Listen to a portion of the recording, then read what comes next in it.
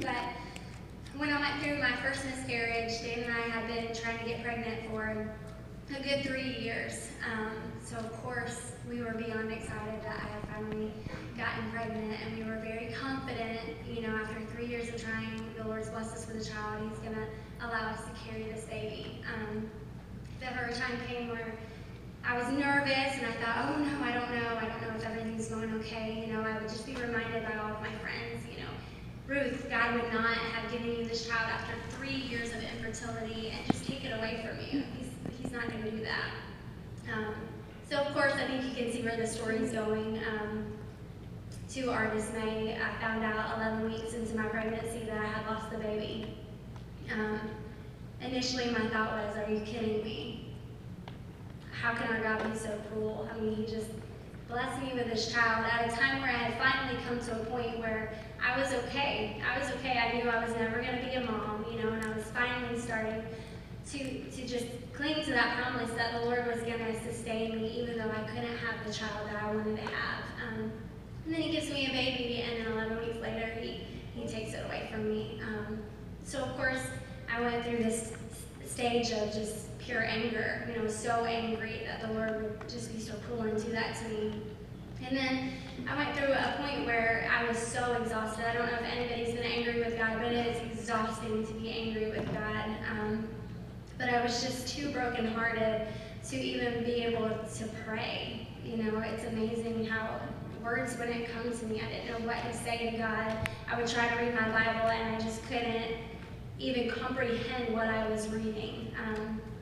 But I remember I got to work one day, and my boss had talked to me. I was just kind of telling him what I was struggling with, and he reminded me of Romans 8:26, and how in our times of weakness, the Holy Spirit actually intercedes for us. And it was like a light bulb clicked.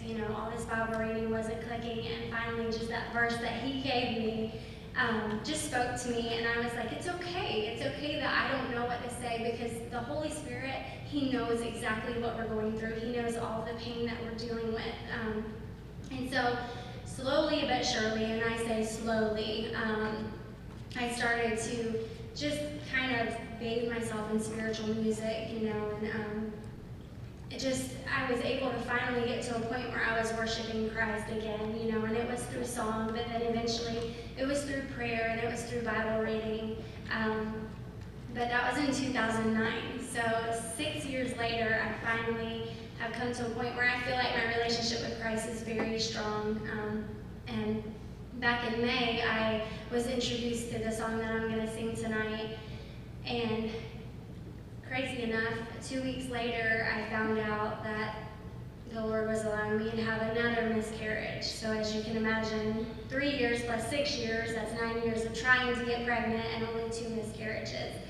But through it all, I can say that honestly, the second miscarriage, I did not have 1 ounce of bitterness in me. I mean, the Lord just, through his abundant grace and mercy, sustained me. It was hard. I shed a lot of tears. I still do. I still cry. But the peace that I have in knowing that God's ways are much higher than mine has gotten me through this trial.